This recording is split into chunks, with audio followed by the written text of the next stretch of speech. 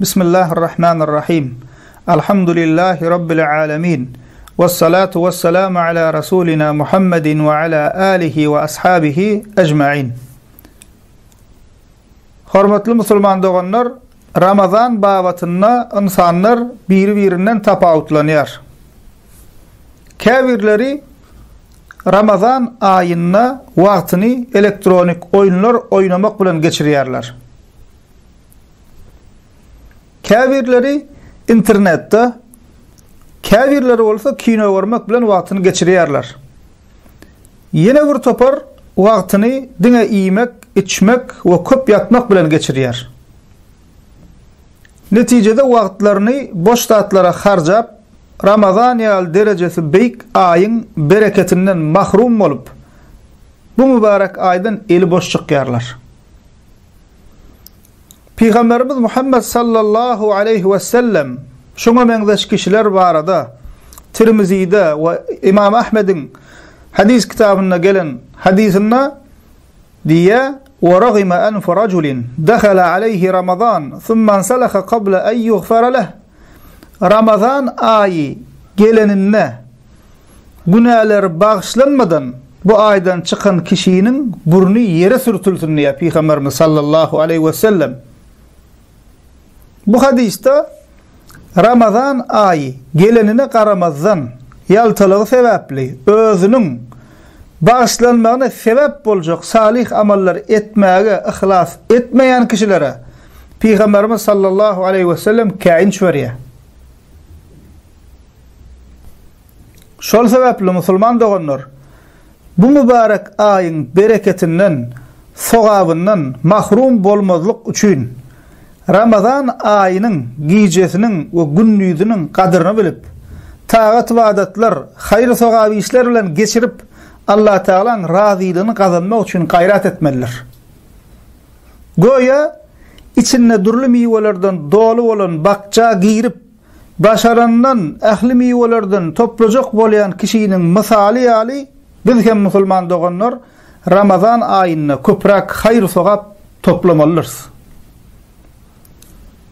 Ramazan ayını peýdaly geçirmek üçin ilkinji etmeli işimiz musulman doganlar özümüze maksat koymalıdır. Ramazan ayı 720 saatden ibarettir. Bunun 660 saati içmek, iýmek, yatmak, agzaçar, mihmançylyk we başga da dünýäwi işlerimiz bilen geçýär. Bize diňe 60 saat, ýagny 5'una yakın wagt galýa. Diýmek musulman doganlar bize köp ýaly görünse de wagtymyz gata azdyr. Şonuň üçin wagtymyzyň gadryny bilip peýdaly geçirmeliler. Tarawa namazlarymyzy mesjitde imam bilen başyndan soňuna çenli bile kılmaga çalışmalylar. Gijelerine tehejjüd namazy kılmalylar. 5 wagt namazlarymyzy mesjitde cemaat bilen kılmaga çalışmalylar. Peygamberimiz Muhammed sallallahu aleyhi ve sellem Ramazan ayında Cebrail perişte bilen Kur'an-ı Kerim bilelikde okardılar.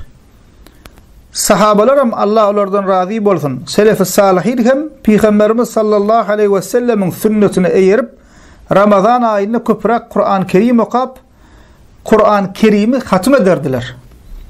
Şonun için musulman kişi Ramazan ayında pesinden bir geze Kur'an-ı Kerim hatm etmeliler. Yani Kur'an-ı Kerim'i başından soňuna okap çykmalylar. Okap bilmeyen doganlarımız öwrenmäge çalışmalylar. Kıyamet gününde musulman doganlar Kur'an-ı Kerim özüni okanlara we orada bolsa özüni tutanlara şefaatçi boljakdyr. Köprak Allah Teala'ny zikir etmeliler. Köprak Allah Teala'dan doga dilek etmeliler. Eden ýalňyşlarymyz, günahlarymyz üçin Allah Teala'dan bağışlanma dilep tövbe etmeliler. Ramazan ayında köprak sadaka verip garip mätäşlere öňküden köp yardım etmeliler. Peygamberimiz Muhammed sallallahu aleyhi ve sellem Ramazan ayının soňky 10 gününde hasam köp amal etmäge gayret ederdi. Sebebi Ramazan ayının soňky 10 gecesi tutuş bir ýylyň iň haýyrly geceleridir. we ol 10 giyeceğin içinde mun aydan hayırlı Kadir gecesi bardır. Musulman kişi Ramazan ayına, Ramazan bayramının ön yanına baş bitiresini vermeliler. Ine musulmanlar onlar şey dip, Ramazan ayı üçün özümüze maksat koyup hareket etsek, Ramazan ayını peydalı ve bereketli geçireriz. Allah Teala Kur'an-ı Kerim'de Fatir suresi, Kur'an-ı Kerim'in 35. suresi 29. ayetinde İnnellezîne yetlûne kitâballâhi ve akâmu's-salâte ve anfakû mimmâ razaknâhum sirran ve alâniyeh yercûne ticâreten len tebûr. Allah Teala'nın kitabını okuyanlar, namaz kılanlar ve özlerine rızk edip veren zatlarımızdan gizlin ve açık sadaka infak edip harcayanlar hiç ziyana kalmayacak sevdani umut edip bilirler diye Allah Teala. Müslüman doğanlar Ramazanlarınız mübarek olsun, yüzleriniz ve yürekleriniz nurlu olsun, ocaklarınız bereketli olsun, salih ameller, kovu ameller yollaşınız olsun. Elhamdülillahi Rabbil alemin.